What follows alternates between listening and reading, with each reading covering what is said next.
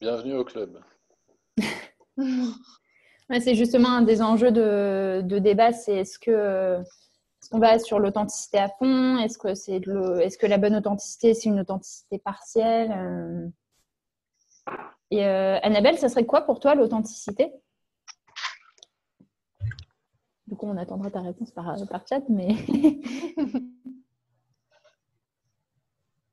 Et on a Ludovic qui nous a rejoint.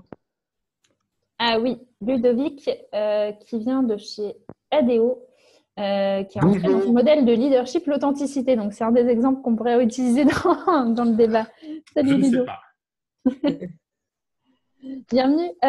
Si tu veux te présenter, Ludo, ou pareil, Charlotte ou Laura, si vous voulez vous présenter un petit peu. Là, on a une dizaine de minutes avant de commencer officiellement pour que les uns et les autres se connaissent. Honneur aux dames.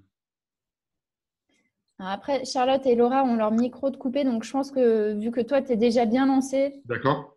Bon, alors, je me permets, c'est pas très poli, mais je me permets. Donc, Ludovic Fourligny, je travaille chez ADO, comme vient de le dire Lily, et avec deux casquettes. Une casquette sur un incubateur interne de talents internationaux que j'ai le plaisir d'animer, qui s'appelle Talent Booster, et une autre casquette qui est sur l'expérience collaborateur au sein des services internes, où on travaille sur un certain nombre de projets qui vont permettre d'améliorer cette expérience collaborateur d'un point de vue sens, plaisir, performance, efficacité.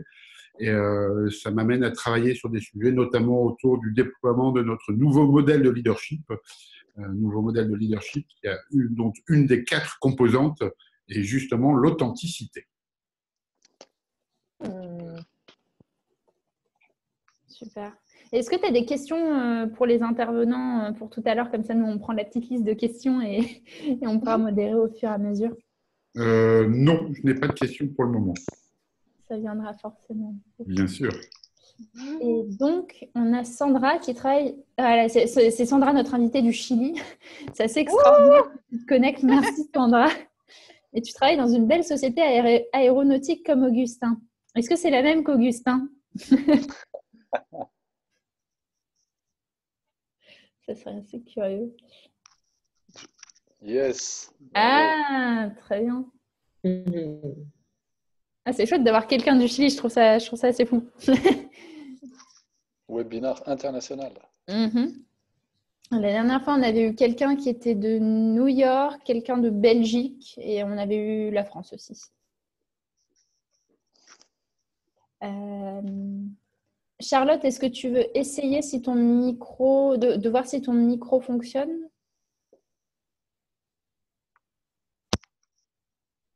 Moi, je viens d'envoyer le lien à quelqu'un, du coup, qui est en train d'essayer de se connecter. Ok. Mais c'est étrange que tu l'aies pas, que tu ne l'aies pas reçu. Parce qu'en plus, en plus, on l'a envoyé via la boîte des Joyeux Audacieux et tu es habitué à recevoir beaucoup de mails. Voilà. Et il y a du coup Laura aussi qui nous écrit, qui dit qu'elle est entrepreneuse sociale et qu'elle aimerait apprendre à être un leader authentique. Donc je suis désolée que c'est trop féminin. Une leaduse authentique qui inspire aux autres à devenir eux-mêmes. Et ce qui l'intéresse, c'est de créer un espace de travail où la vulnérabilité, les difficultés, les problèmes sont acceptés et surtout partagés. Donc, merci beaucoup, Laura. Ça, c'est un super programme. Est-ce que tu as déjà des questions sur le thème de l'authenticité au travail? Si tu peux nous les partager si tu veux sur le chat.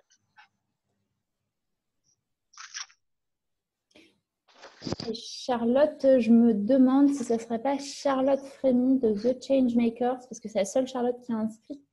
Je pense qu'Augustin, si à un moment tu peux présenter The Changemakers, ça serait super. Et on a vu Oui, c'est toi, super. On a vu le premier cahier de l'authenticité que vous avez réalisé. C'est vraiment top. On va essayer de l'enrichir ce soir. Ok. Ce qui serait génial, c'est que Charlotte trouve la touche micro. Mais elle va y arriver. The Changemakers, je peux en dire un mot maintenant, c'était une association il y a 3 ans et c'est toujours une association et c'est en plus ou en complément une entreprise qui permet d'accompagner des entreprises ou des organisations pour réconcilier bonheur et performance, on va dire ça comme ça. C'est-à-dire permettre aux gens de travailler de façon, on va dire, authentique. C'est un peu le thème du jour. Mais de travailler dans le plaisir, dans le bonheur, dans la joie pour amener des résultats qui en valent la peine.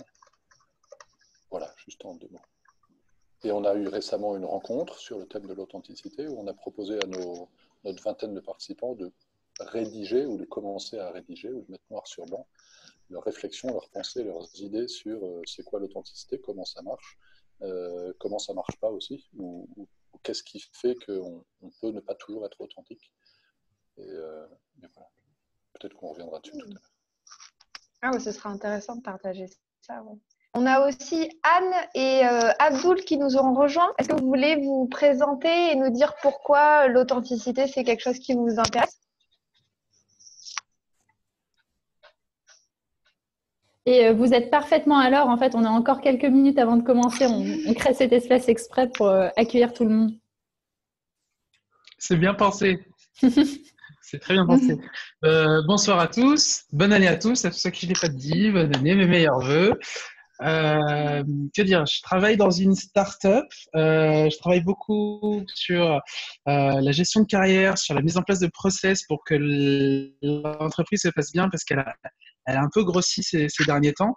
Et pour moi, l'authenticité, c'est arriver à être la même personne, arriver à être soi au travail, sans avoir à changer radicalement, sans avoir à adapter beaucoup sa personnalité, qui est quelque chose qui prend pas mal d'énergie, je trouve, d'essayer de jouer, prendre un masque, de jouer une telle personne parce que la situation ne permet pas d'être vraiment, vraiment soi-même.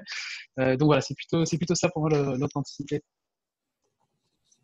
Et est-ce que tu as des questions particulières déjà en tête? Comme ça, nous, on peut les noter. Comment on y arrive? Parce qu'il y a des gens avec qui on ne peut pas être soi-même. C'est impossible.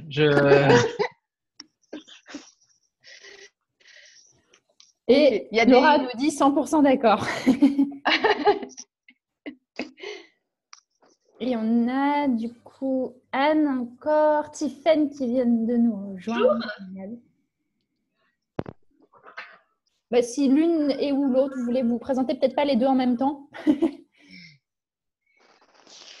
Alors moi, oui. Voilà, c'est en même temps. Normal. Allez, on va dire Anne d'abord. D'accord.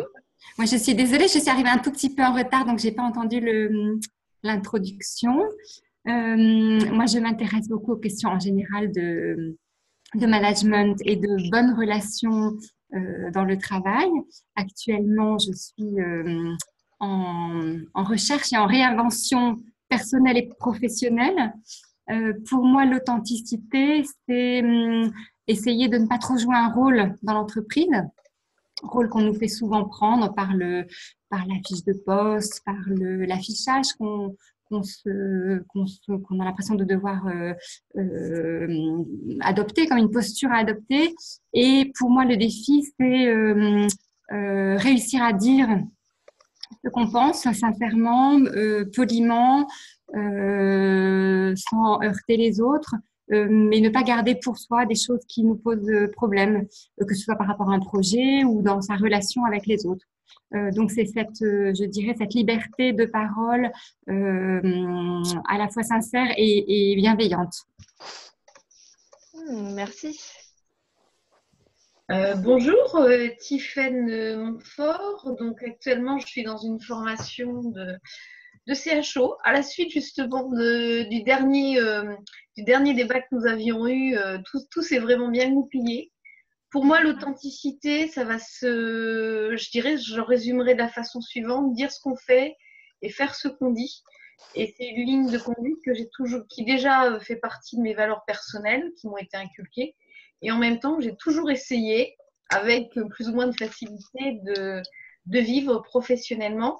Et je rejoins Anne sur cette notion aussi de respecter et de savoir trouver les mots pour être juste, effectivement, pour dire les choses. Voilà un petit peu toutes les idées qui viennent sur le sujet. Merci. Merci Tiffaine. Merci. Ça commence à devenir déjà très intéressant. On commence officiellement. Et puis après, s'il y a d'autres personnes qui nous rejoignent au fur et à mesure, on laissera présenter sur le chat.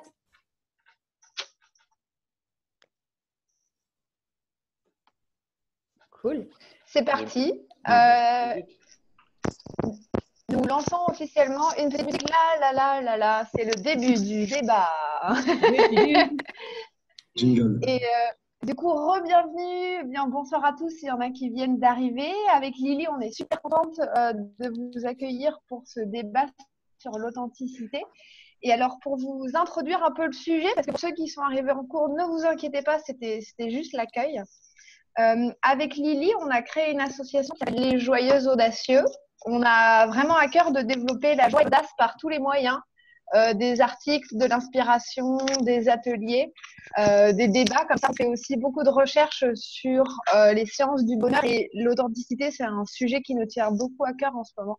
Et donc, c'est aussi pour ça qu'on a créé ce débat. Et du coup, ce soir, comment ça va se passer? On va faire cette petite introduction. Ensuite, on va rentrer dans le temps de débat, à peu près une demi-heure.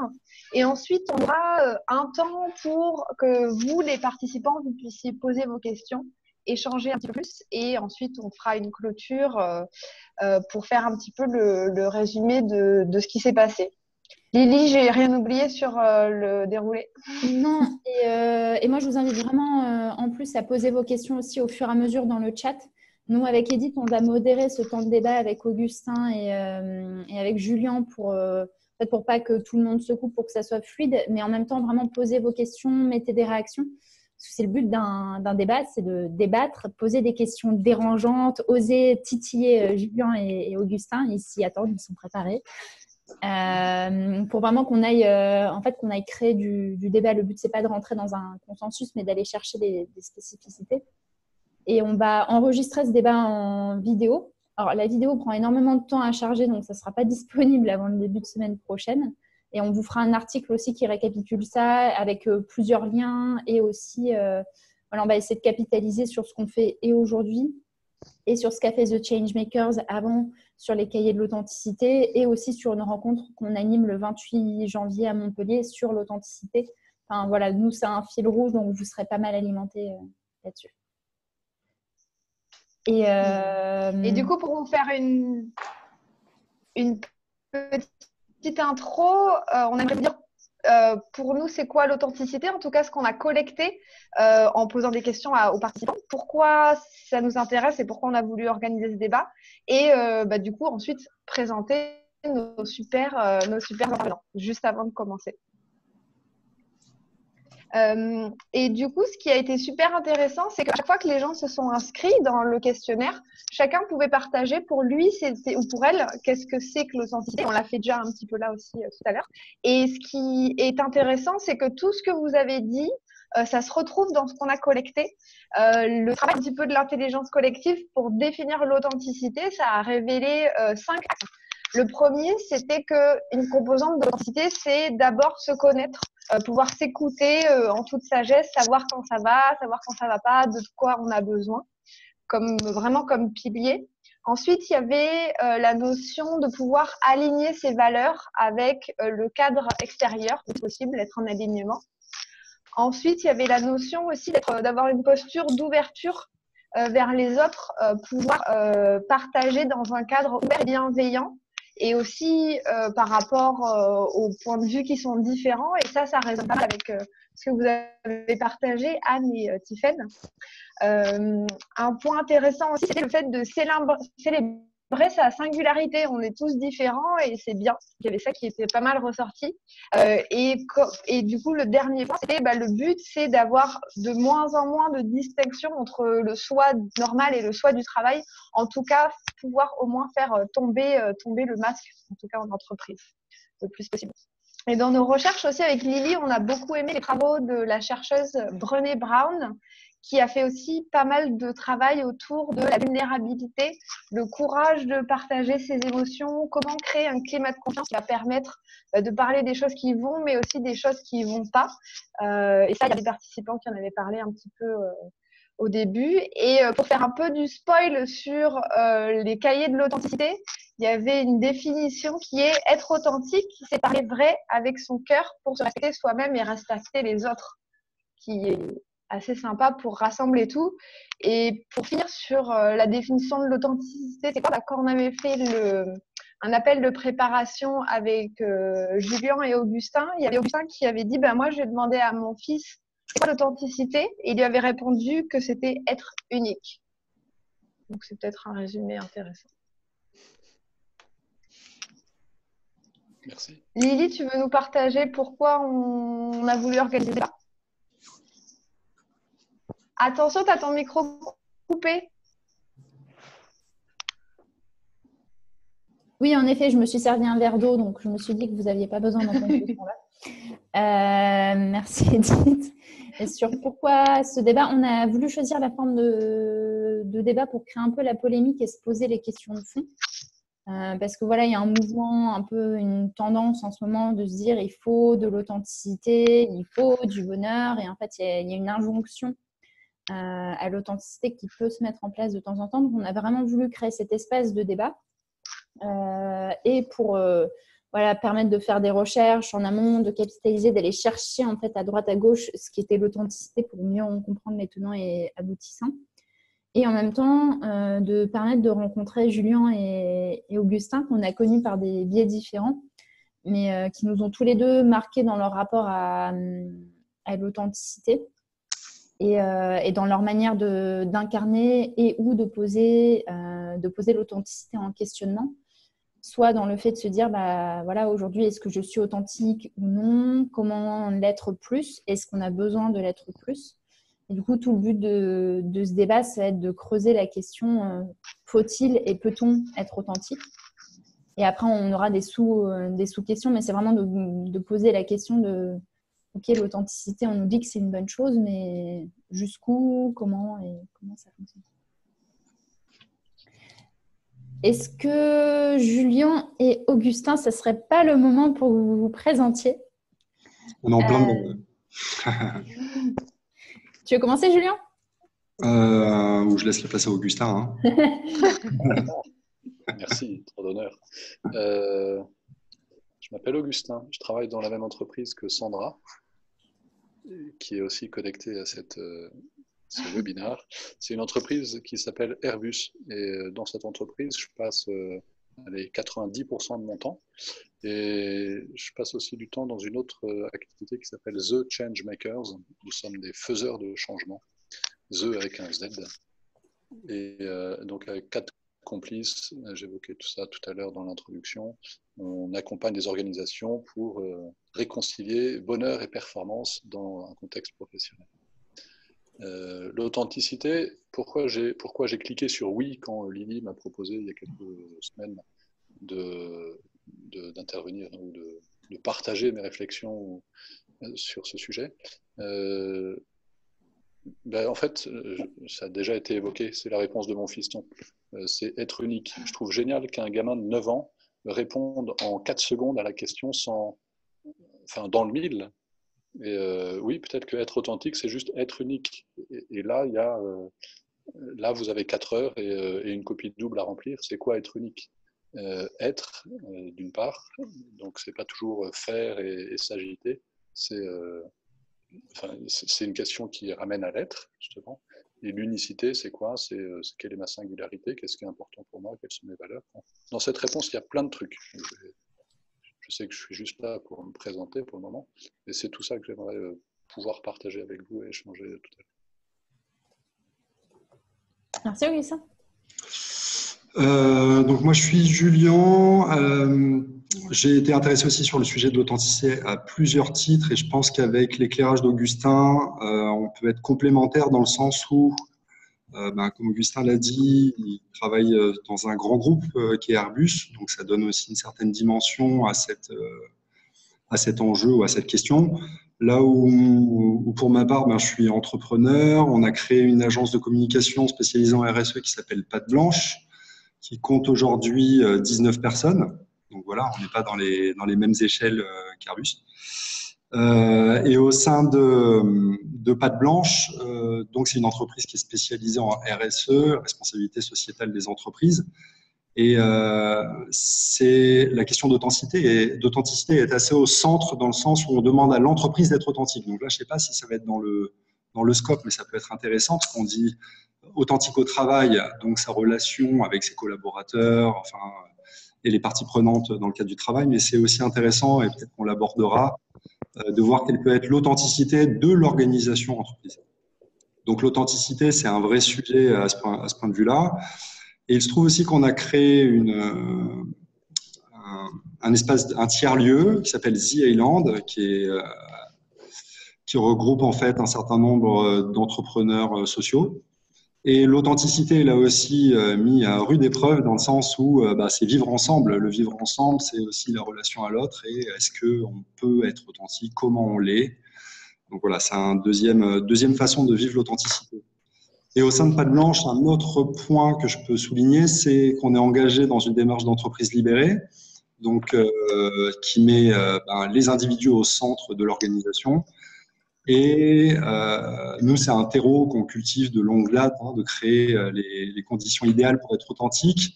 Et malgré ça, on se rend compte que c'est pas si simple que ça, qu'il y a beaucoup de freins aussi qui peuvent être de l'ordre culturel ou autre, et de se rendre compte que même on peut pas se déclarer authentique, l'instaurer de façon unilatérale. C'est un cheminement tant personnel qu'organisationnel. Chouette, ça nous donne des belles ouvertures là, en regardant, justement, en rebondissant sur ce que vous dites tous les deux et sur ce qu'on avait travaillé avant comme question et sur les questions qui ont émergé là. Je pense qu'il peut y avoir 3 grands blocs dans le débat qu'on va vous laisser commencer. C'est pourquoi l'authenticité? Il y a Charlotte qui partageait cette question de pourquoi est-ce qu'il y a une injonction au bonheur, à l'authenticité en ce moment? Qu'est-ce que ça veut dire une entreprise authentique aussi, pour rebondir sur ce que tu disais, Julien? Après, il y a une question de faut-il? Voilà, est-ce qu'il y a des limites à l'authenticité? Jusqu'où est-ce qu'on doit aller? Comment ça fait? Voilà, vraiment le côté des limites de l'authenticité. Et après, un volet un peu plus opérationnel qui rebondit sur beaucoup des questions qui ont été posées sur peut-on et comment est-ce que ça marche très concrètement? Comment on crée un espace de travail où la vulnérabilité est acceptée, partagée, comment on crée des espaces quand on travaille en équipe avec des partenaires. Il y a des gens aussi, Abdul disait qu'il y avait des gens avec qui on ne peut pas être soi-même. Donc voilà, concrètement, comment ça marche.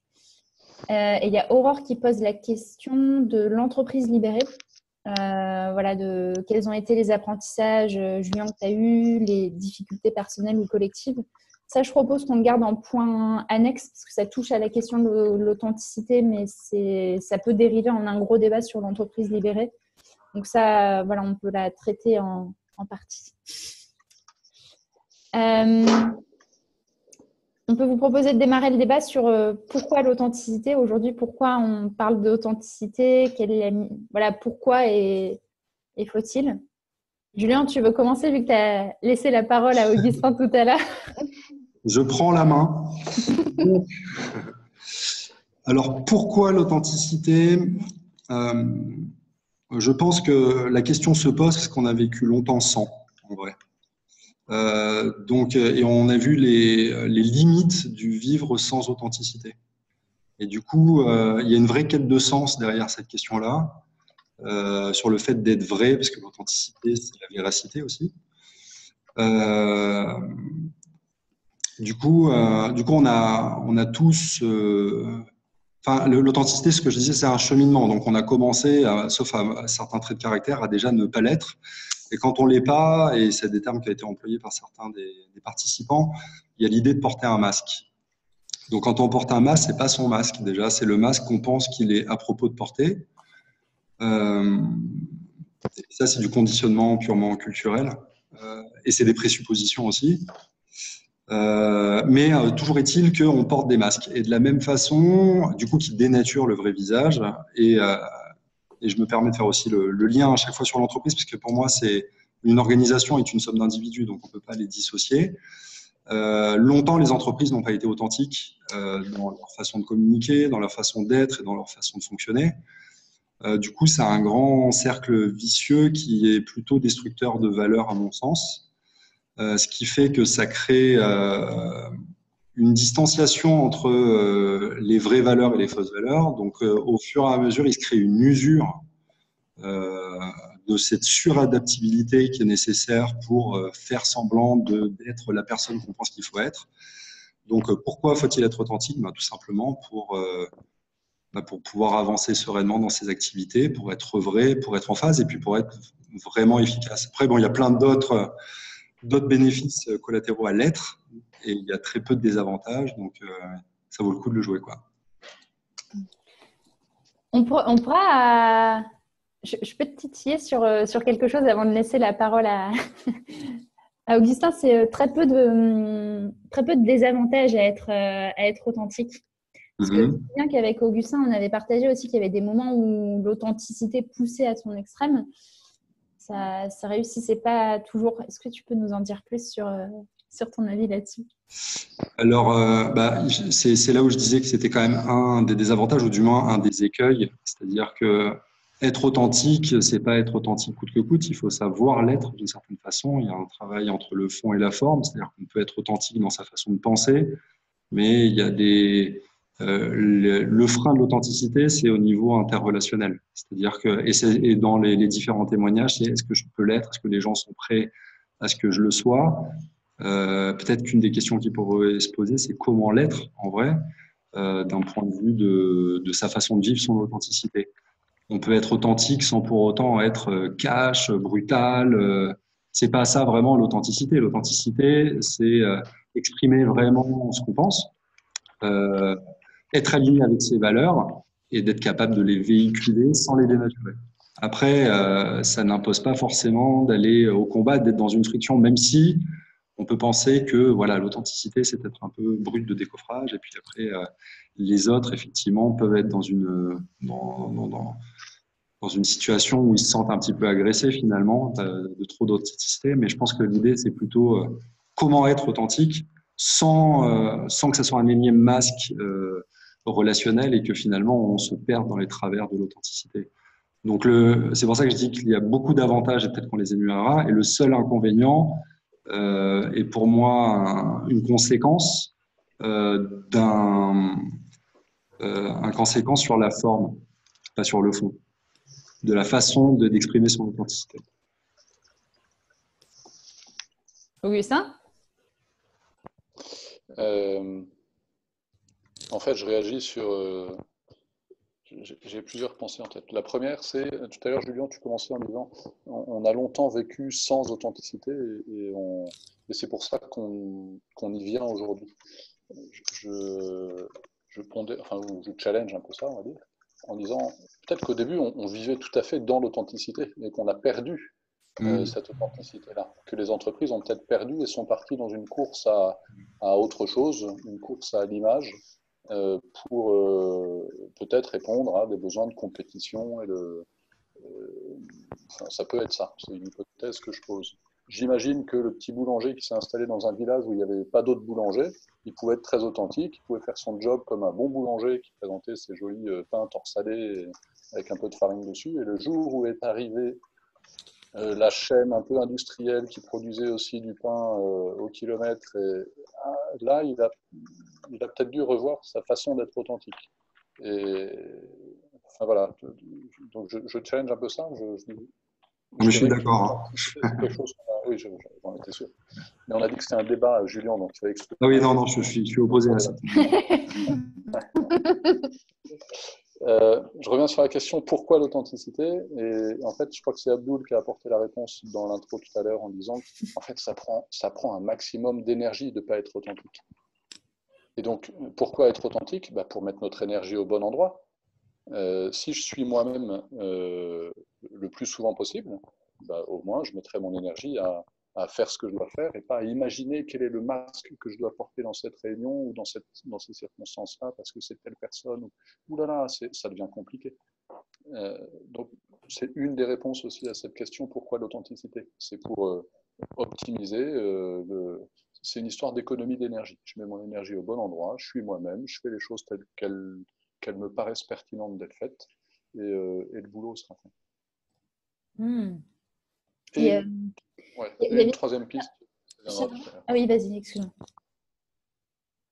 Le troisième thème, c'était, une autre façon de répondre, c'est sur je crois que c'est peut-être Anne qui a parlé de ça tout à l'heure, de la relation. En fait, pourquoi on parle d'authenticité? C'est difficile d'être authentique tout seul.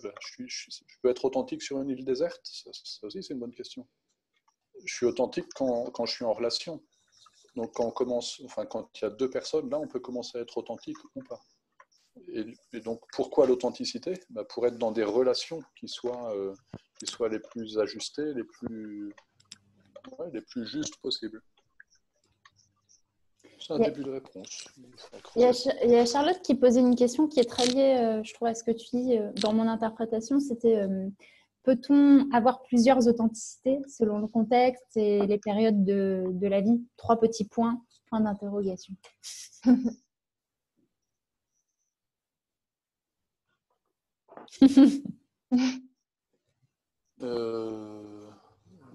La réponse doit être oui. Je ne sais pas pourquoi, mais ça doit être oui. Tu peux relire la question? Est-ce qu'on peut avoir plusieurs authenticités, c'est ça? En fonction des contextes ou des périodes? Selon les... Oui. Oui, mais pourquoi? Et comment? Bon, la réponse doit être non, je pense. Parce qu'on est authentique, on est vrai, on l'est tout le temps. On ne peut pas être différent, parce que sinon, il y aurait une authenticité qui s'opposerait à l'autre, d'une certaine façon. Après, je pense qu'on peut, suivant la personne, la familiarité, le contexte, l'exprimer différemment, mais ça reste une seule et même authenticité.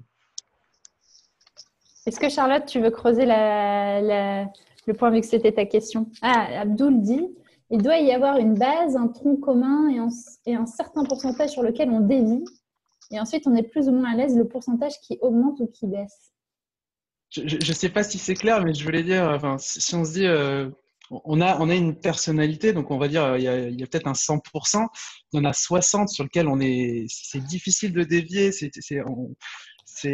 nous coûte. Ça nous coûte de palette. Il y a certaines valeurs, on peut pas dévier, on peut pas les naturer. Et il y a peut-être une partie sur laquelle c'est une petite variable d'ajustement suivant la situation, suivant le rôle qu'on est, la responsabilité qu'on a. Et ensuite, la question c'est où est-ce qu'on met le curseur, quoi. C'est déjà à titre personnel, jusqu'où on est à l'aise, et ensuite, est-ce qu'on peut se le permettre? Voilà, du coup, plutôt contexte, niveau situation, qu'est-ce qu'on peut se permettre? Excusez-moi. Moi, je pense que pour répondre à ta question, Abdoul, je pense que c'est le niveau où, à partir du moment où on arrivera peut-être à être dans le mal-être physique de se dire là, je suis en train de me mettre en danger. Et là, peut-être que c'est la limite, à mon sens, hein, ça n'engage que moi, la limite à laquelle on se dit là, je suis en train de me dépasser, mais dans le mauvais sens du terme. C'est comme ça que moi, personnellement, j'interpréterais cette notion d'authenticité, jusqu'à quel point je peux aller, quoi. Hello, vous m'entendez? Oui. Ah, pardon. Oui, je crois que le sujet là, c'est ce que disait Julien. Effectivement, du coup, ça voudrait dire qu'il y a une authenticité qu'on décide plus ou moins de dévoiler en fonction des personnes, d'un contexte, etc. Et si on n'est pas capable... Et la limite que tu évoques, Tiffany, effectivement, c'est à un moment donné, si je suis trop en décalage avec mon contexte, je suis pas bien et du coup, je change. Donc là, ça voudrait dire effectivement une authenticité et en fait, j'essaye d'adapter mon authenticité avec ce qu'il y a autour de moi. Et la question que je me posais, c'est est-ce que ce qu'on définit comme son authenticité, ça veut dire, je ne sais pas ce que ça veut dire d'ailleurs, est-ce que c'est son système de croyances, de valeurs, de comportements, etc. Est-ce que c'est pas ça, en fait, qui peut évoluer aussi au fil du temps, évoluer en fonction aussi du réseau dans lequel on est, quoi. Et quand je dis plusieurs authenticités, c'était aussi, est-ce que je suis authentique, est-ce que je dévoile la même partie d'authenticité à mon travail, dans mon club de sport, dans ma famille? Est-ce que du coup, ça, c'est plusieurs identités ou est-ce que c'est la même et puis en fait, c'est des facettes différentes que je dévoile? Et voilà, est-ce que tout ça en fait forme qu'un tout qui évolue ou est-ce que ça peut se morceler, quoi? C'est peut-être un petit peu.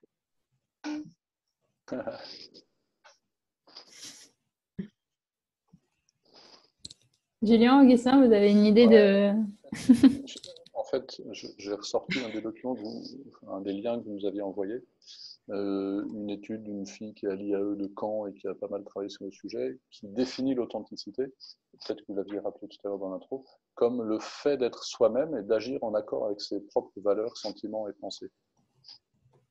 Et je crois que, enfin, pour moi, l'accent, je le mets sur le fait d'être soi-même et d'agir en accord avec un système qui, lui, peut évoluer. Et peut-être que mes valeurs, alors, là, on pourrait rentrer dans un débat, peut-être que mes valeurs, elles vont évoluer, ou mon système de pensée, il va évoluer au fil des rencontres, au fil des expériences, au fil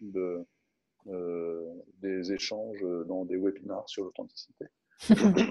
En revanche, le fait d'être moi-même et de dire les choses et d'agir en fonction de ce système-là, lui, il ne va pas changer. Je vais essayer de… alors, je rejoins aussi Abdoul sur son histoire du tronc commun. Peut-être qu'à 80%, je vais essayer d'être toujours authentique. Et que de temps en temps, dans certaines circonstances, je ne sais pas, si je me fais arrêter par les gendarmes, que j'ai bu un peu trop d'alcool et qu'ils me disent de souffler dans le ballon, je ne sais pas si je vais être très authentique. Non, j'ai bu, moi.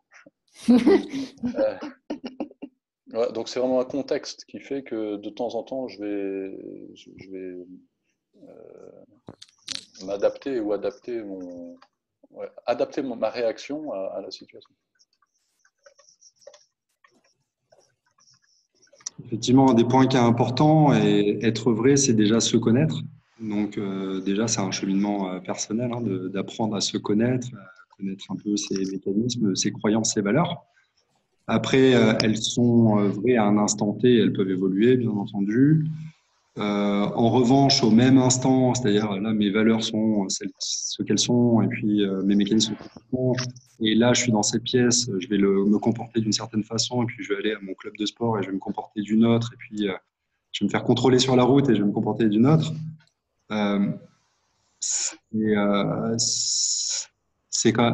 Pour moi, c'est différent. C'est-à-dire que là, c'est de l'ordre du jeu relationnel, une fois plus. Mais là, on n'est pas censé évoluer en 24 heures, quoi. Donc, on n'est pas censé s'adapter d'une situation à l'autre en étant pleinement soi-même.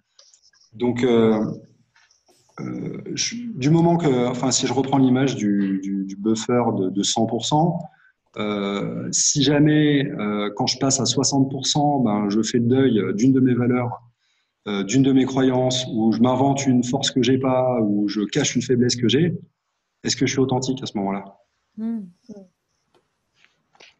Et du coup, je pense que ce qui peut être intéressant, ce serait que chacun vous partagez un exemple concret finalement de c'est quoi, comment on l'incarne. On avait parlé un petit peu la dernière fois, mais soit un exemple de vous ou un cas que vous avez vu peut-être dans votre entreprise pour qu'on aille un petit peu plus dans le concret.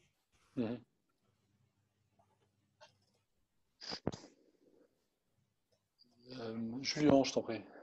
Ce ping-pong. Un cas concret, j'ai envie de dire, c'est au quotidien. Alors, je ne sais pas si je vais trouver un cas singulier, mais c'est une question de chaque instant. D'être, on le voit, je reprends, je m'appuie sur mon contexte. Nous, on est une équipe de 19 personnes. 19 personnes, c'est beaucoup et peu à la fois, c'est-à-dire qu'on est quand même dans une dimension très humaine et affective, on est plutôt dans un cadre presque familial, on va dire, dans le dimensionnement. Et même dans ce cadre-là, on n'est pas pareil, et même dans une famille, même à titre personnel, on n'est pas pareil avec son grand-oncle ou son cousin, quoi, d'une certaine façon. Donc là aussi, on voit les écueils de l'authenticité. Autre exemple qui me vient en tête, c'est lors des sessions d'entreprise libérée, même si on ne va pas rentrer sur le terrain parce que ça peut largement dévier. On pose des questions au centre, on regroupe les différents individus et on débat.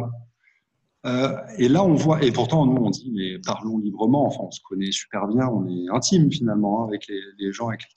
Mais il y a quand même des réserves, il y a quand même le qu'en dira-t-on, il y a quand même ma copine m'a dit que, alors est-ce que je vais en frontal en affrontant mon truc ou est-ce que je le tais? Enfin voilà, l'alchimie relationnelle est tellement complexe que voilà, enfin, je me souviens plus de la question initiale, mais C'était un cas concret, un moment où toi ou un contexte a été authentique ou pas. Donc là, par exemple, tu disais, même si on crée ce climat de confiance, on essaie de mettre en place des choses, bah, tu disais même là, il y avait des moments où les gens, ils étaient peut-être pas à 100%. Exactement. Et des fois, à vouloir se dire, allez, on se dit tout, bim, alors là, on sort les gros sabots, et puis là, on est super maladroit, et en pensant intimement vouloir être authentique, en disant, allez, je vais lâcher mon pavé, mais on le lâche à la truelle, quoi. Alors qu'on peut dire exactement la même chose en l'enrobant, mais on n'a tellement pas l'habitude de l'être que quand on essaye potentiellement de l'être pleinement, on peut être maladroit aussi. Donc là, on va sur le comment. Et juste avant de te passer la main, Augustin, il y a Charlotte qui partage sur le chat un exemple de non-authenticité au quotidien, c'est comment ça va, comme un lundi. Vas-y, Augustin. J'ai d'autres exemples qui vont dans le même sens.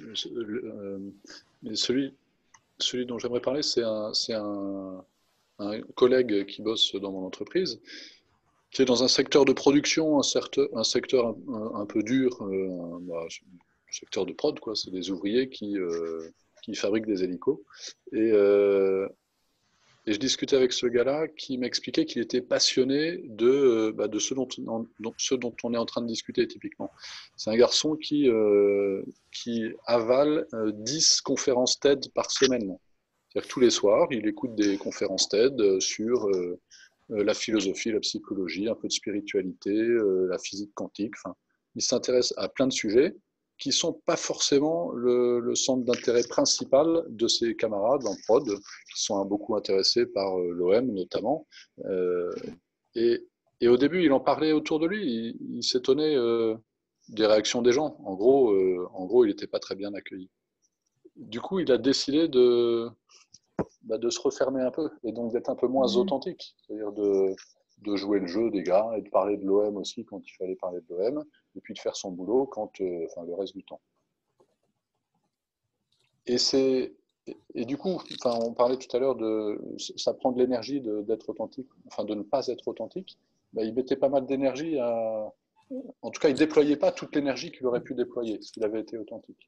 Et en échangeant avec lui, du coup, on est en train de voir comment il peut mettre à profit au sein de l'entreprise cette compétence et cette appétence qu'il a sur ces sujets-là. Pourquoi pas en lui proposant d'animer des sessions dans d'autres secteurs, des sessions sur des thématiques qui, lui, le passionnent et qui peuvent intéresser d'autres personnes dans l'entreprise, pour que, enfin, dans ces circonstances-là, il puisse être pleinement lui-même et aller au bout de ses centres d'intérêt. Donc, effectivement, dans certains contextes, c'est pas évident. Donc, ça demande, lui a choisi d'adapter son comportement plutôt dans un mouvement de fermeture. Et du coup, ce qu'on essaie de voir, c'est comment il peut réouvrir quelque chose, parce que c'est un garçon qui a vraiment beaucoup de choses à apporter à l'entreprise de ce point de vue-là.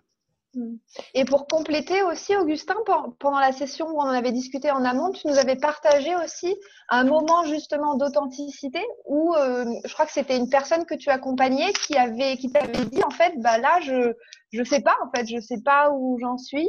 Est-ce que tu veux nous en parler un tout petit peu?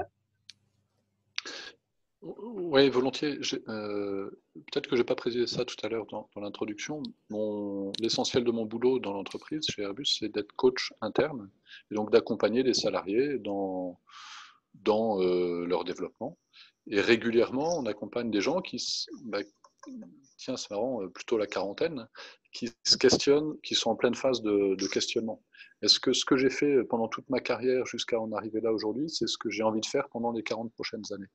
Et souvent, il y a un vrai questionnement authentique pour le coup, quand ils prennent conscience que finalement, toute cette carrière qu'ils ont eue derrière eux et qui les a amenés là où ils en sont aujourd'hui, leur a beaucoup apporté, mais leur a peut-être demandé, dans une certaine mesure, de jouer un rôle ou d'endosser un costume ou de suivre des codes et des manières de faire qui ne sont pas vraiment des choses qui leur sont naturelles. Ils sont vraiment adaptés à un système Et en les accompagnant, ils en sont à ce stade où ils se disent, mais est-ce que c'est de ça dont j'ai envie pour le reste de ma vie professionnelle?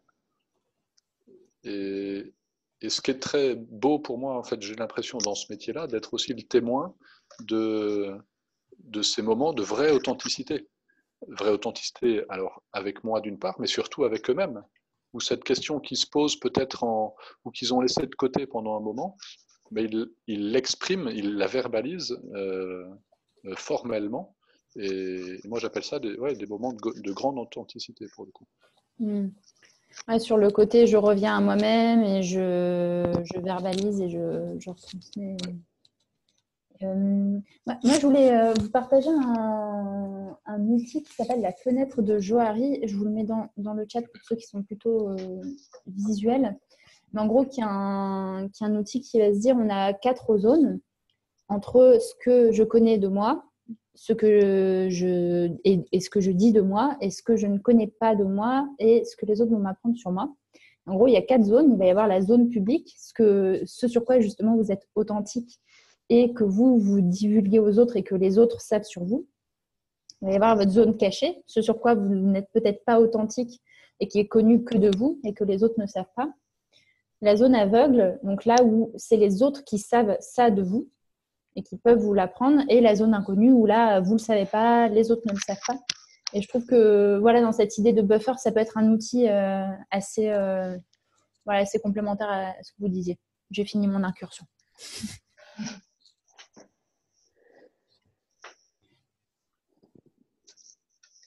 Et du coup, Augustin, Juliane, vous voulez rajouter quelque chose sur la première partie du coup de pourquoi l'authenticité avant qu'on avant qu'on creuse plus les limites? Moi, pas pour le moment, mais peut-être que j'y reviendrai tout à l'heure. En fait, je suis chaud pour aller sur la deuxième question qui est faut-il être authentique et quelles pourraient être les limites? Et j'ai envie de répondre non. Non, il ne faut pas être authentique tout le temps. C'est protège-toi, prends soin de toi. Et là, c'est j'allais dire, le grand groupe. En tout cas, l'expérience du salarié dans un grand groupe qui parle et qui dit il y a parfois des circonstances qui invitent à la prudence. On sait que dans des grandes entreprises, mais peut-être dans les petites aussi, et peut-être dans la société en général, il y a parfois des enjeux politiques, des influences ou des situations qui nécessitent d'être un peu prudent sur notre façon de dire les choses, sur ce qu'on va dire, sur est-ce qu'il faut les dire. Voilà. Et donc, pour lancer le débat, mais peut-être que Julien sera d'accord avec moi, voilà, parfois il faut être prudent. Et donc, est-ce que c'est manquer d'authenticité? Grand blanc, point d'interrogation. Abdoul questionne, Trump est-il sur-authentique par exemple?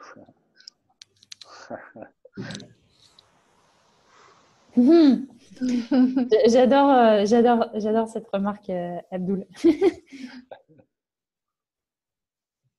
Non, effectivement, moi, j'ai pas de question non plus de point sur le pourquoi. Effectivement, on peut peut-être basculer sur le faut-il qui sera plus sujet à débat.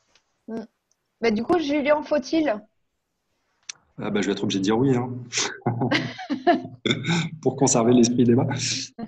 Faut-il je reviens un petit peu sur ce que j'ai dit initialement, c'est-à-dire que pour moi, oui, il faut rester authentique par bienveillance envers soi-même. C'est-à-dire que à force de ne pas l'être, je reprends les arguments d'Augustin, comme ça c'est cool. Comme ça, on met vraiment son énergie là où ça pèse, on se dénature pas, on est vrai et on regarde pas dans le rétroviseur à 40 ou 50 ou quel que soit l'âge en se disant merde, j'ai passé des années à jouer à un jeu qui est pas le mien, je me retrouve pas. Donc pour moi, c'est important de l'être.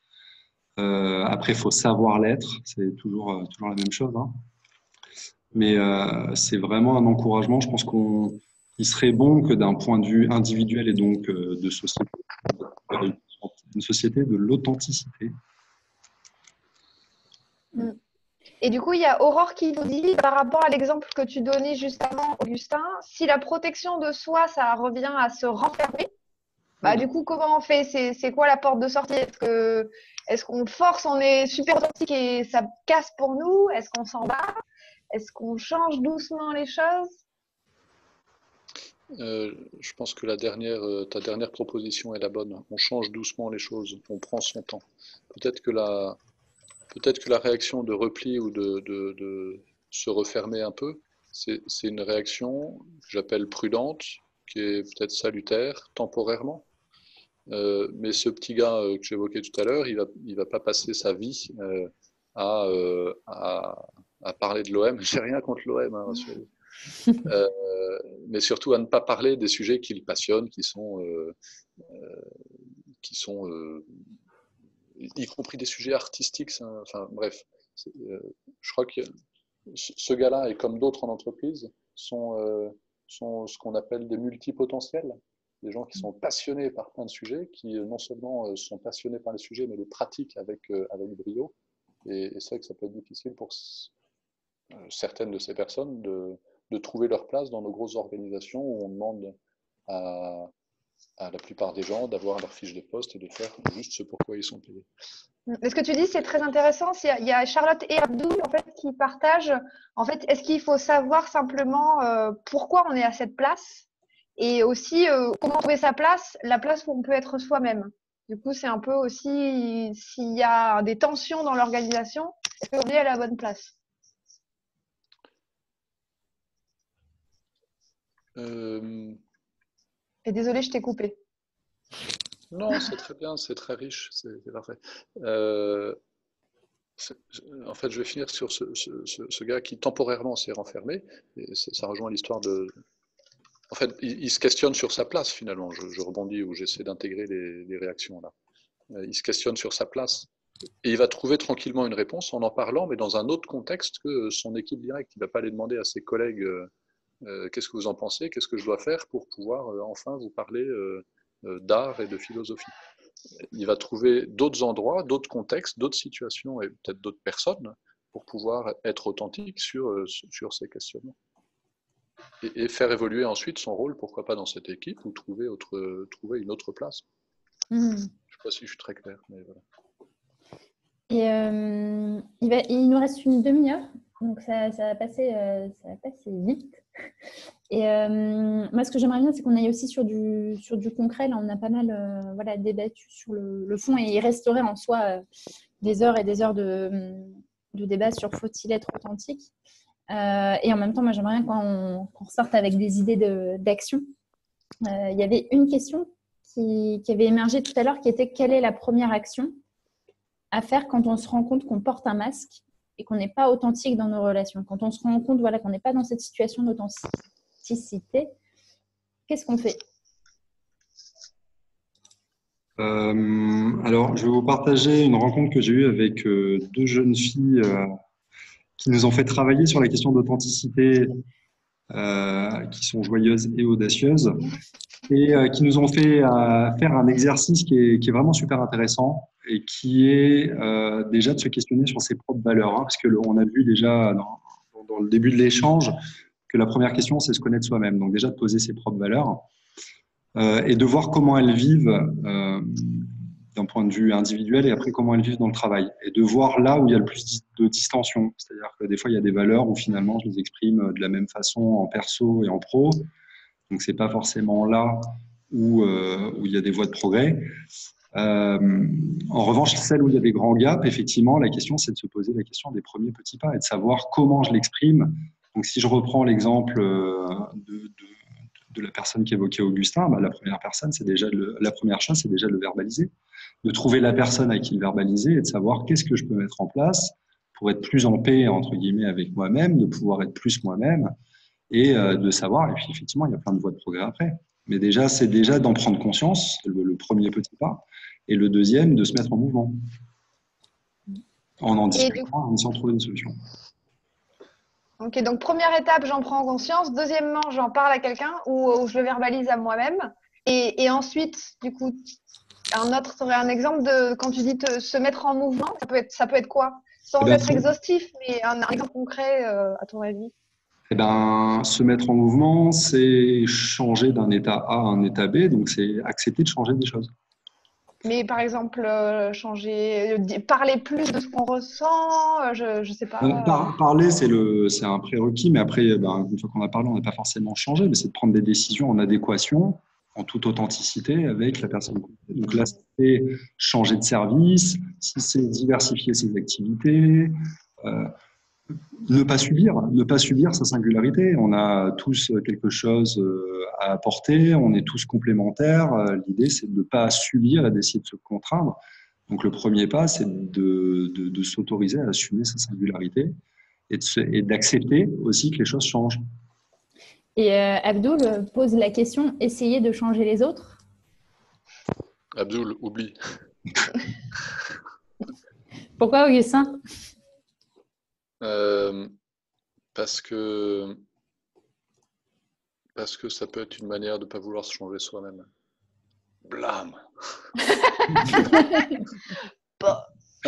C'est la partie débat. À débattre, hein, Abdoul, si tu veux réagir avec joie. En fait, je pense que c'est plutôt une histoire de séquencement. Oui, ça peut être une tentation de vouloir changer les autres. J'ai un collègue que j'ai eu au téléphone encore tout à l'heure. Je sais que quand je suis en interaction avec ce gars, je suis pas hyper authentique. Parce que j'ai une image de lui, d'une anguille, d'un gars hyper politique. Et du coup, je me mets moi-même dans un truc qui est pas clair. Je me sens pas clair avec moi-même. Donc ma tentation, c'est de dire il faudrait qu'il change le mec. Mais en fait, ça me revient assez vite en boomerang, en me disant mais pourquoi moi je me comporte de façon différente avec celui-là, alors qu'habituellement j'essaie d'être un peu simple, direct, moi-même, quoi. Donc je préfère d'abord regarder ce qui est en train de m'arriver, et je rejoins un peu ce que disait Julien, c'est me connaître moi-même. Qu'est-ce qui se passe là? Quelle est l'émotion d'ailleurs? On n'a pas beaucoup parlé d'émotion, mais être authentique, c'est aussi se connaître soi-même, c'est aussi être capable de dire tiens, qu'est-ce que je ressens là maintenant? Quand je discute avec ce gars et que je sens que je deviens moi aussi une anguille, il y a quelque chose qui m'inquiète. Je suis quoi? Je suis en colère? J'ai peur de quoi que ce soit? Donc c'est me questionner sur quelle est l'émotion que je ressens et puis du coup quel est le besoin associé à ça. Ça peut être ça. Peut-être que dans un deuxième temps, si je suis clair avec moi-même, je pourrais proposer à l'autre qu'il change un petit peu lui aussi, ou que nous changions ensemble, je ne sais pas.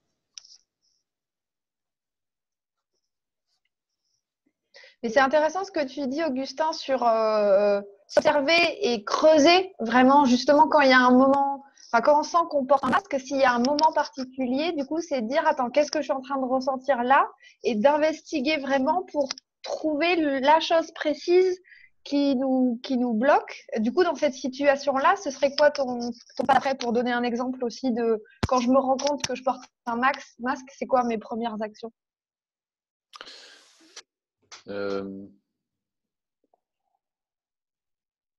La réponse qui me vient, c'est un peu une réponse théorique. Je suis en train d'essayer de me rappeler ces techniques de communication non violente dont je pense que la plupart d'entre vous avez déjà entendu parler et pratiqué certainement, ou peut-être. Qu'est-ce que je ressens? Quel est mon besoin? Et du coup, quelle est la demande que j'ai envie de faire? Quand je sens que je suis en colère, je vais prendre un exemple concret. Une fois, je suis arrivé dans notre équipe régulièrement, peut-être un peu comme dans l'équipe de Julien, nous, on essaie d'être authentique entre nous, les coachs internes au sein d'Airbus. Et on commence souvent nos réunions par la météo du moment, et où chacun partage un peu là où il en est. Et une fois, j'étais dans une période un peu pas bien, et du coup, j'ai demandé à l'équipe de me laisser tranquille. Je leur ai dit, voilà, en ce moment, je suis pas au top de ma forme. Du coup, je vous demande peut-être de m'aider à me dégager de certains dossiers, à prendre un peu plus de boulot à votre charge pour que moi, je puisse m'oxygéner pendant une période. Et puis après, quand ça ira mieux, je vous le dirai. Bah, ça, c'est une façon d'être authentique. C'est demander à l'autre d'adapter, ou en tout cas de nous aider dans une situation particulière. Demander de l'aide, ça peut être ça, être authentique. Il y a, pour aussi revenir sur un peu ce qui se dit dans le chat, là, il y a eu une poussée d'idées dans le chat. Qui était voilà, notamment Laura qui a commencé sur l'inspiration en fait, qui est de devenir soi-même un exemple d'authenticité, qui est une manière de changer les autres. En fait, quand on change quelque chose en soi, parfois ça peut atteindre jusqu'à 1000 personnes. Il y a des études qui ont été faites là-dessus sur, par exemple, le fait de sourire. Quand soi-même on va beaucoup plus sourire dans une journée, ça peut avoir un effet papillon jusqu'à 1000 personnes, ce que je trouve assez fou. Et Charlotte qui partageait une action concrète de dire, voilà, pour revenir sur ce que tu disais, Augustin, de dire plus souvent à ses collègues, je me sens de telle manière, j'ai besoin d'eux. Et Laura qui parlait aussi de feedback positif sur, voilà, j'apprécie quand tu es. Quand on voit que quelqu'un est authentique, en fait, c'est de dire qu'on apprécie cela, et ce qui permet à la personne de se renforcer dans son authenticité. Et cette pratique, du coup, c'est intéressant ce que tu dis, Augustin, sur le moment de météo authentique. Du coup, il y avait une question qu'on avait récoltée au début qui, je pense, peut être intéressante à creuser. C'est aussi comment créer des espaces d'authenticité quand on travaille en équipe et aussi avec des partenaires entreprises.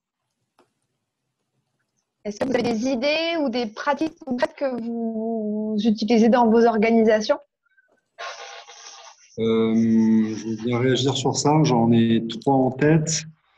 Donc, il y a effectivement la météo émotionnelle du matin qui peut permettre aussi, voilà, de partager son état émotionnel en toute authenticité, là pour le coup, à condition que chacun joue le jeu et que soit apte à entendre et à accueillir l'émotion de l'autre. Après, il y a des séances de travail collectif où justement sur un sujet, on peut débattre. Et là, il y a quand même certaines limites. En revanche, on a mis en place, nous, une technique qui s'appelle la technique des fils. Alors, au début, on employait vraiment des vrais fils pour le faire. C'est-à-dire que c'est du one-to-one où on peut discuter avec la personne et on prend un petit fil de laine de l'un à l'autre et on essaye de plus ou moins le tendre, plus ou moins fort, d'essayer de symboliser à travers ce fil le lien qui me lie à cette personne-là. Et c'est un artifice qui permet quand même de poser certaines choses. Aujourd'hui, on continue de le faire sans fil de laine. Mais en tout cas, c'est des moments… On a toujours l'impression que s'il a un truc à me dire, il me le dira. Je veux dire, on peut se croiser, on un café ou quoi que ce soit. Il y a 1000 instants pour ça. Et je crois que l'idée de créer des places, de créer des moments dédiés, c'est un peu incontournable pour pouvoir vraiment jouer le jeu de l'authenticité et jouer le jeu de se délivrer et de créer le cadre de confiance où il ne sera pas mal vu de réagir de telle ou telle façon. Donc, il faut créer des parenthèses et des moments pour ça, quoi. Et est-ce que tu as d'autres exemples sur comment créer cette parenthèse, comment créer ce moment? Est-ce que c'est, entre guillemets, des règles pour être authentique que tu reprécises au début? Est-ce que c'est verbaliser le fait que ça va être un moment qui va être authentique? Est-ce que tu as d'autres exemples dans vos pratiques qui permettent vraiment de créer cet espace particulier? Quand on dit on se fait un fil, je crois qu'on a tout dit à ce moment-là. C'est-à-dire que chacun sait que il va y avoir un moment où on va poser un peu carte sur table. Et après, je rebondis sur ce que disait Augustin, sur un peu les méthodes que vous devez connaître, comme peuvent être le desk, par exemple. On débriefe son émotion, on parle de soi, en fait, on n'est pas dans le jugement. Et on converge vers une solution commune. Ça fonctionne super bien, même si ça fait un peu robotique de suivre il y a un certain séquençage dans l'échange. En tout cas, ça permet de dire à peu près n'importe quoi et de vraiment aller au fond des choses.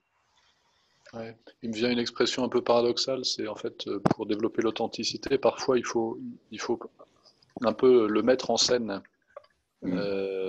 Ça veut dire qu'on va prendre un temps dédié pour pouvoir se dire les choses. C'est ce qu'on fait avec la météo qu'on a évoqué 1 ou 2 fois là, en début de réunion.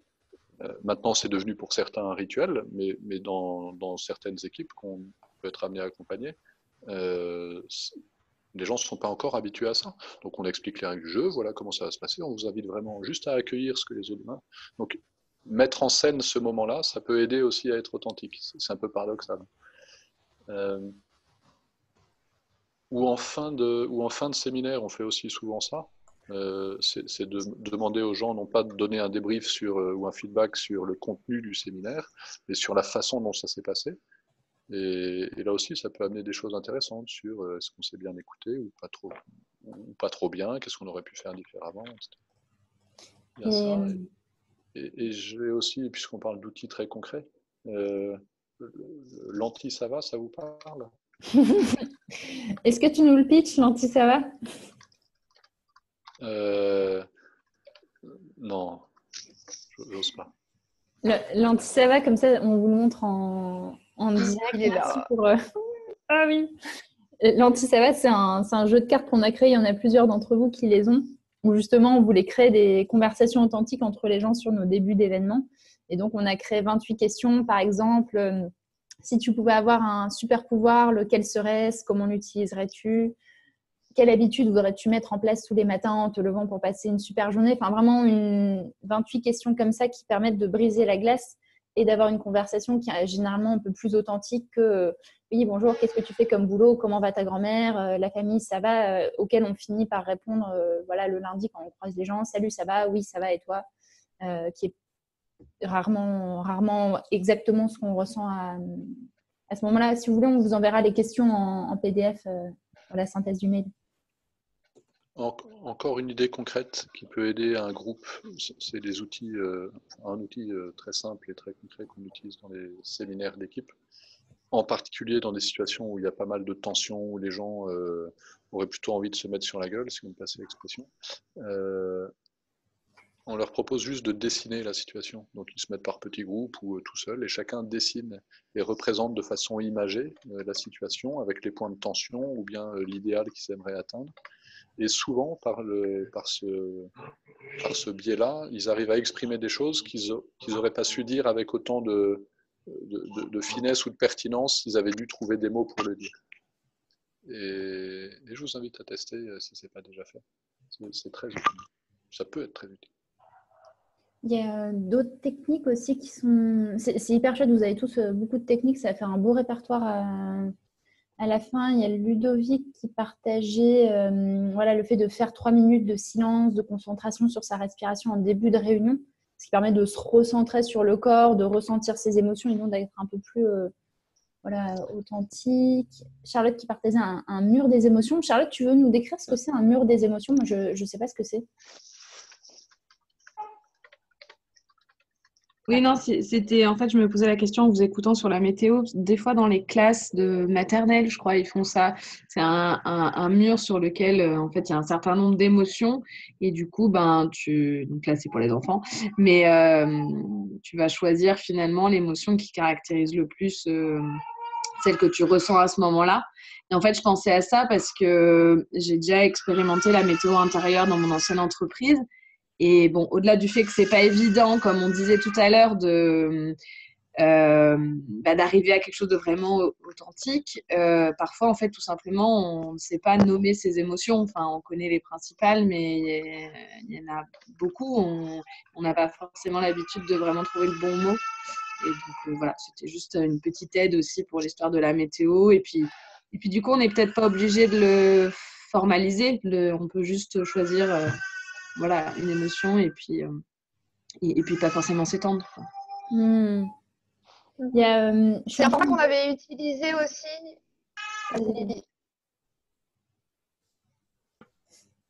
C'est un format aussi qu'on avait utilisé. C'était un grand canevas avec un arbre dessiné où du coup il y avait plein de personnages sur toutes les branches de l'arbre et chacun avait une posture différente. Donc, il y avait celui qui était tout seul, celui qui était un peu renfrogné, celui qui était là ouais. Et donc du coup de le voir visuellement, tu vois, tu disais que c'est en maternelle, mais en fait ça marche n'importe quand quoi. Et je rejoins ce que tu disais sur le fait que des fois c'est pas facile d'identifier ses émotions. Donc je plus sois pour l'avoir testé, c'est un format qui marche bien. Et on vous partagera aussi le lien de cet exercice. Ouais, et il y a je vous remets aussi le lien de Positran, ou Positran, je ne sais jamais comment ça se prononce, qui fait des jeux de cartes notamment où on peut identifier. En fait, on choisit des émotions plutôt que de devoir nommer soi-même en autonomie, où on choisit plutôt et c'est plus simple. Edith avait fait ça aussi sur un atelier à un moment. Je me rappelle, tu avais dessiné des smileys qui étaient d'ailleurs très beaux. sur des petits ronds, tu les avais imprimés et les gens prenaient les smileys pour dire dans quel état il était. Ludovic, tu nous expliques ce que c'est le Dixit, demande Aurore. Le micro. Le Dixit, c'est un jeu de cartes, en fait. C'est un jeu de société au départ, hein, qui est un jeu de cartes avec plein de représentations dessinées sur des montagnes, des enfants, des clowns. Il y a plein de cartes différentes. Et dans le jeu de société, l'idée, c'est de faire deviner on donne un mot, chacun prend une carte, on donne un mot. Chacun prend plusieurs cartes, on donne un mot, une expression, et chacun dans son jeu doit illustrer l'expression avec une des cartes qu'il a dans son jeu.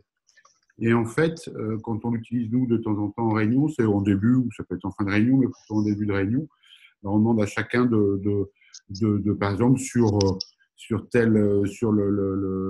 le sujet qu'on va aborder. Là, la dernière fois, c'était sur notre modèle de leadership.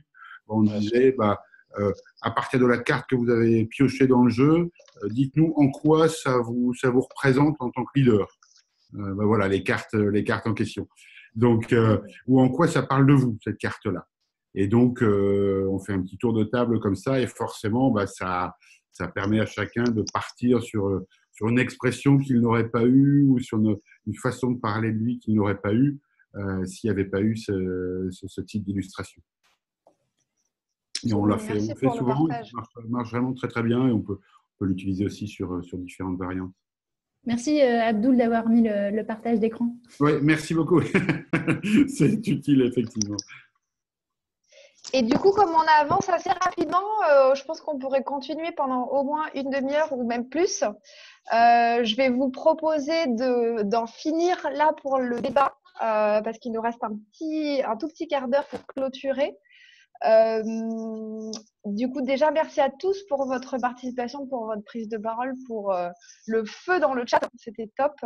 Et du coup, ce qu'on veut vous proposer là, pendant les 10-15 minutes qui nous restent, c'est de faire un petit tour de cercle, en fait, de ce webinaire-là, pour que chacun, à son tour, soit en parlant, soit via le chat pour ceux qui n'ont pas de micro, de partager 3 choses.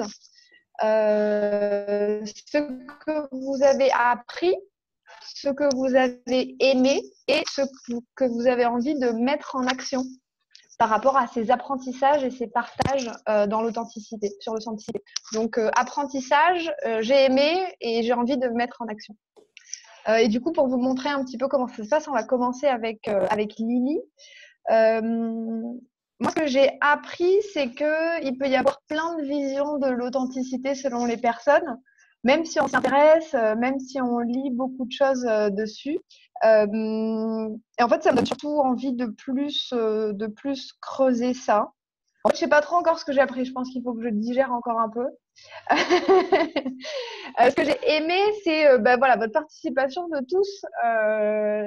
On sent que c'est quelque chose qui vous intéresse, donc vous n'êtes pas là par hasard. Et il y a eu beaucoup d'émulations, beaucoup de partages aussi de bonnes pratiques et de questions. Donc ça, j'ai adoré l'émulation. Et ce que j'ai envie de mettre en action, en fait, c'est de plus investiguer ces moments où je sens que je ne suis pas 100% alignée, ou que, un peu l'exemple que tu disais, Augustin, des fois, je sens qu'avec cette personne, c'est pas fluide. Des fois, comme tout le monde, j'évite la question. Des fois, je creuse, mais pas tout le temps. Donc, ma prochaine action, c'est la prochaine fois que ça se présente, je creuse. Pas d'excuses.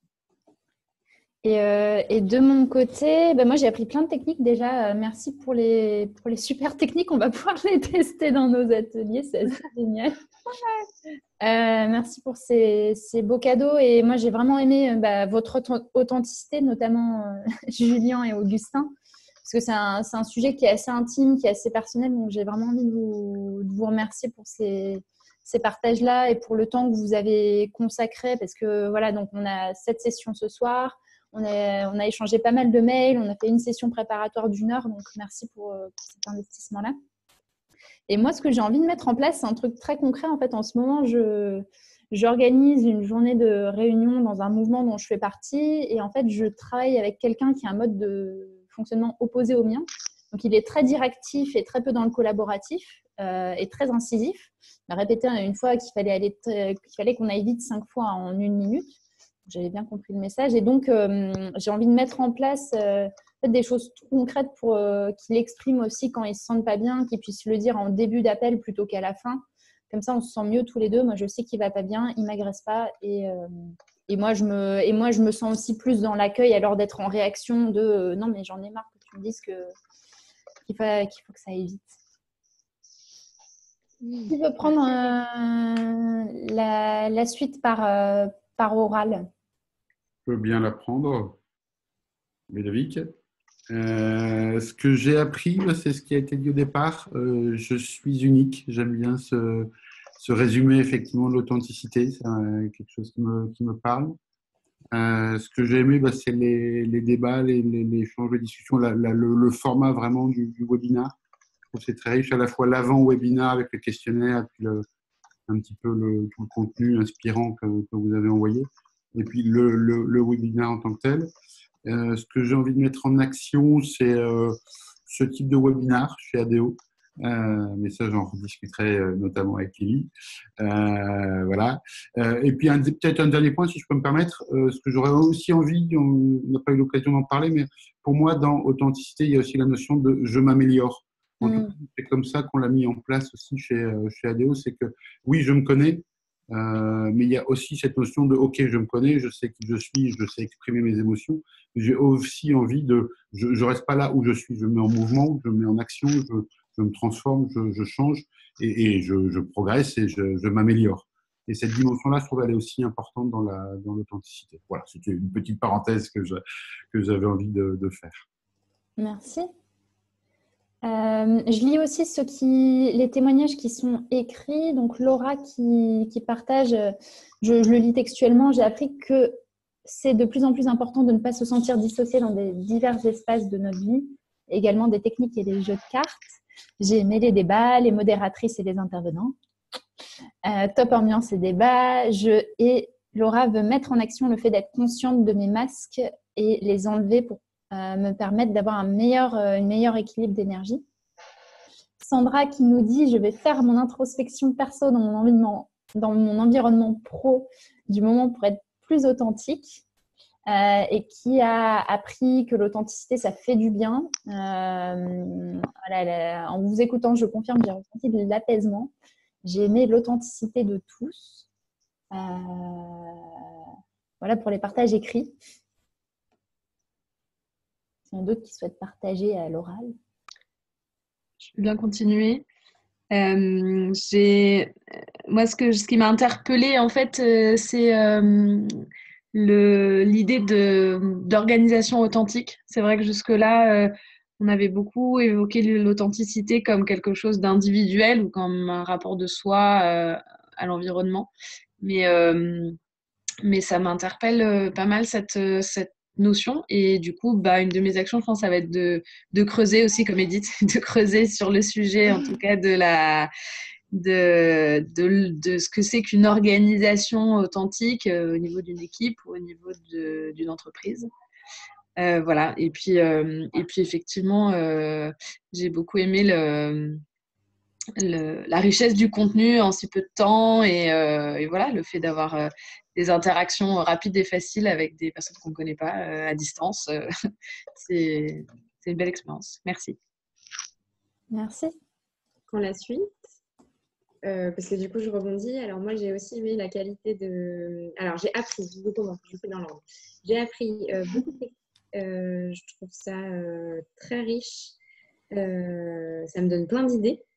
Et en fait, ça me donne autant d'idées dans le monde professionnel que dans le monde personnel. Donc, j'aime le fait que je puisse le reproduire aussi partout. J'ai aimé du coup le format, la qualité des échanges, le fait d'apprendre autant de choses, autant de techniques, etc. Et j'ai aimé les remarques avec lesquelles je suis alignée, en fait, le fait de, enfin voilà, ce que disait Ludovic à un moment dans l'échange, que voilà, il suffit de proposer, en fait. Il n'y a pas ça n'a pas à être compliqué de mettre en place de l'authenticité. Ça me plaît beaucoup. Voilà, que ça va pas être compliqué. Et mettre en action, et ben moi je vais mettre en action justement d'analyser les masques aussi que je mets et en fait de les enlever. Voilà, très simplement. Une fois de plus, ça va pas être compliqué. Voilà, d'accepter. Hein, et donc, je pense que c'est de la connaissance de soi et de l'acceptation de soi, mais voilà, d'enlever les masques, quoi. C'est pas compliqué. Et ensuite, on admire la belle collection de masques, dit Abdoul. Bah, Abdoul, vas-y, tu veux prendre la suite? J'aurais pas dû écrire. Ah bah, que tu as appris, Aimé. J'ai appris qu'il fallait mettre moins d'énergie pour changer les autres, que c'est pas le plus intéressant, c'est pas le plus rentable. Et ouais, bah oui. J'ai aimé l'idée de commencer par soi. Je suis toujours très fan de la partie d'exemplarité et peut-être, déjà, j'ai envie de l'être moi-même. Peut-être que ça inspirera des gens, peut-être que ça motivera d'autres gens aussi à être authentique. Et ça, j'aime beaucoup cette idée. Ce que j'ai envie de mettre en action, l'idée du Dixit. Alors moi, j'ai le jeu, mais je l'ai jamais utilisé comme ça. Je vais peut-être utiliser dans des ateliers d'animation, d'intelligence collective, mais en icebreaker. Et l'idée de l'utiliser pour que les gens s'expriment et donnent leurs idées, c'est ouais, j'avais jamais pensé, donc ça, j'ai envie de mettre en place. Ah, et aussi, c'est mon premier webinar, du coup, j'ai envie d'en faire plus. Trop bien. Ouais, merci. Anne aussi, tu veux nous partager des choses? Si tu es toujours là. Je suis toujours là. Vous m'entendez? Oui. Vous me voyez? Oui. Alors, ce que j'ai appris, alors ça va faire rebond avec, ou ça va faire débat avec ce qu'a dit Aurore, c'est que ça avait l'air simple et tout à fait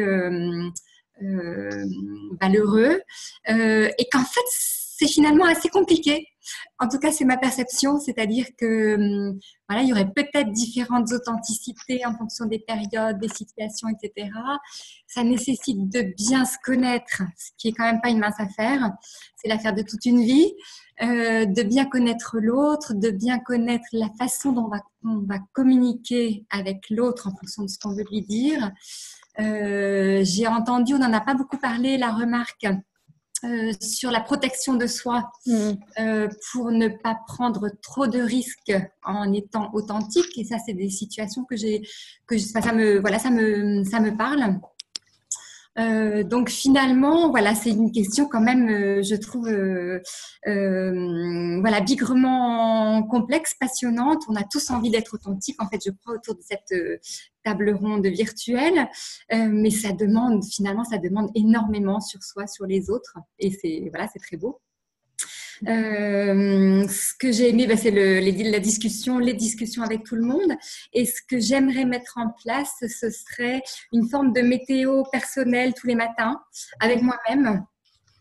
C'est-à-dire avant de démarrer la journée, de me dire, tiens, voilà, quelle est ma météo et comment, voilà, quelle va être mon authenticité du jour, même si je ne vais pas changer de visage tous les jours, mais voilà, c'est quoi la Anne en ce qui me concerne d'aujourd'hui, comment je me sens, comment je vais être, avant d'être en relation avec tout l'environnement et les autres qui vont peut-être modifier mon état.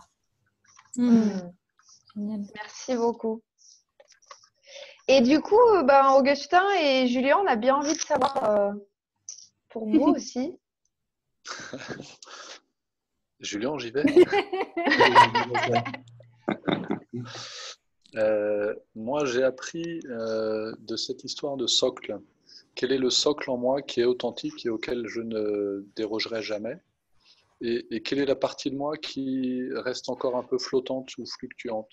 Et est-ce que ça me va ou est-ce que j'ai envie que mon socle grandisse et puis que la partie qui bouge encore un peu soit plus stable? Voilà, c'est une histoire de stabilité.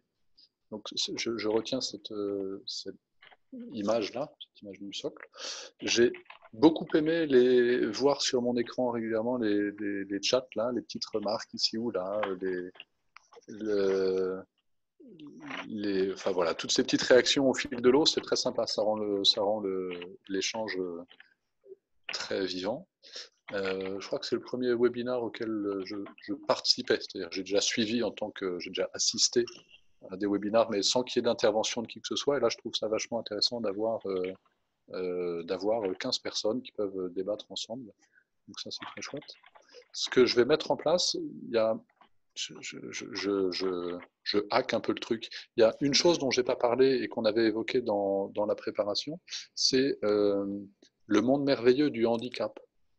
Et j'avais évoqué ça comme un monde où on n'a pas d'autre choix que l'authenticité. J'avais partagé le fait que j'ai une de mes sœurs qui est handicapée, qui vit dans une maison de l'Arche. Et pourquoi je partage ça? Parce que hier, je crois, est sorti un film qui présente la vie de Jean Vanier, un grand monsieur qui a créé ces maisons de l'Arche où vivent des personnes dites normales avec des personnes qui ont un handicap.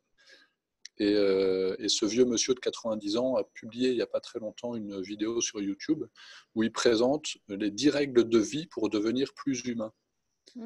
Et il invite juste à une chose qui est accepter sa fragilité, accepter sa vulnérabilité pour être vraiment dans la rencontre et pouvoir vivre des vraies rencontres. Donc la chose que je vais faire, c'est, parce que j'en ai entendu parler, je connais un peu et ce monsieur et ce qu'il a monté, mais je ne connaissais pas cette vidéo dont j'ai juste entendu parler récemment, ni ce film. Il y a un film qui est sorti sur lui hier. Donc mon action, ça va être ça. Et puis de voir aussi dans mon entreprise comment je peux, moi, retirer mes masques. Je rejoins le point d'Aurore, qui est quels sont les masques aujourd'hui que je crois utile d'utiliser de temps en temps, et en fait je pense que ce n'est pas très utile. Il vaut mieux que je sois stable sur mon socle authentique, et la vie sera plus belle autour de moi. Donc je finirai par un merci à vous deux, nos joyeuses audacieuses, d'avoir impulsé ce bon moment d'échange authentique. Merci Augustin. Merci Augustin. Julien? Alors, moi, ce que j'ai appris, c'est que je pouvais débattre avec quelqu'un avec qui j'étais d'accord, donc déjà, c'est pas mal. C'était déjà un sacré tour de force. Ce que j'ai aimé, c'est le format. Effectivement, je trouvais ça très vivant. Enfin, c'était pas de la communication descendante, c'était très vivant. On a débattu en groupe comme on l'aurait fait autour d'une table. Donc ça, c'était vraiment super. Merci aussi aux co-organisatrices pour l'énergie qui a été mise et puis voilà la qualité de ce moment d'échange. Et en action, je dirais qu'on tend vers l'authenticité plus qu'on ne l'est, parce que ça ne se décrète pas, parce que ça évolue. Donc, mes prochaines actions, ce sera toujours de tendre vers toujours plus d'authenticité et d'essayer d'y apporter la maîtrise qui est nécessaire pour que ça soit socialement responsable. Mais du coup, voilà, de tendre vers l'authenticité, je crois que c'est un cheminement qui me semble juste. Merci Julien. Et du coup, moi je vais vous dire un grand merci à vous deux. Bon, Lily, elle a déjà dit, mais je le redis parce que c'est vraiment grâce à vous que ce moment il a existé, que les gens ont pu partager. Donc c'est vraiment trop chouette. J'ai l'impression que plein de gens ont appris plein de choses. Donc encore merci à vous deux, merci aux participants qui ont bien voulu partager. C'était vraiment génial. Moi, j'ai grave kiffé ce moment. Merci Lily aussi de l'avoir organisé avec moi. Et du coup, pour conclure, on a pris plein de notes avec Lily. On va vous renvoyer dans quelques jours un résumé de ces échanges-là. Donc, vous aurez ça dans votre boîte mail avec les inspirations que vous avez déjà reçues. Et on va aussi sûrement organiser un prochain webinaire, peut-être en mars, sur la notion d'imperfection qui nous tient beaucoup à cœur également. Donc, on vous tiendra informé aussi de ces prochaines aventures. Lily, tu veux rajouter quelque chose pour la clôture? C'était trop bien. Ouais. C'était trop bien et pour moi, ça a généré beaucoup d'énergie. En fait, je suis un peu malade depuis ce matin et en fait, ça m'a redonné plein d'énergie. Là, je pense que j'ai une petite poussée de fièvre enthousiaste qui vient. Non, et merci pour ce moment-là et merci Edith de m'avoir rejointe aussi sur les débats. C'est trop chouette de le faire avec toi. Cœur. Et puis à bientôt. On espère qu'on vous reverra sur Ouais, sur un débat, un événement, un mail, quelque chose. Merci. Merci à tous. Bonne Merci. soirée. Bonne soirée, bye bye.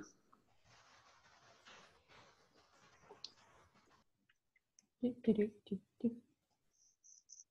faudrait faire, tu sais, comme les gens dans les journaux, à la fin, tu sais, ils rangent leurs feuilles et tout. Ah oui. Salut Abdoul. Range ma tasse. C'était trop bien. Hein, C'est fatigant, mais c'est cool. Franchement, je sais pas comment tu as réussi à le faire toute seule. Hein. Bon, c'est aussi parce que j'ai 2 ordis en fait. Parce que sinon, il était plus petit. Genre, ça, c'est mon ordi et ça, c'est mon ordi. Donc, je pouvais pas copier-coller des trucs dans le chat. Mais j'admire vraiment ta capacité à faire plusieurs choses. Donc, moi, je pouvais soit noter et écouter,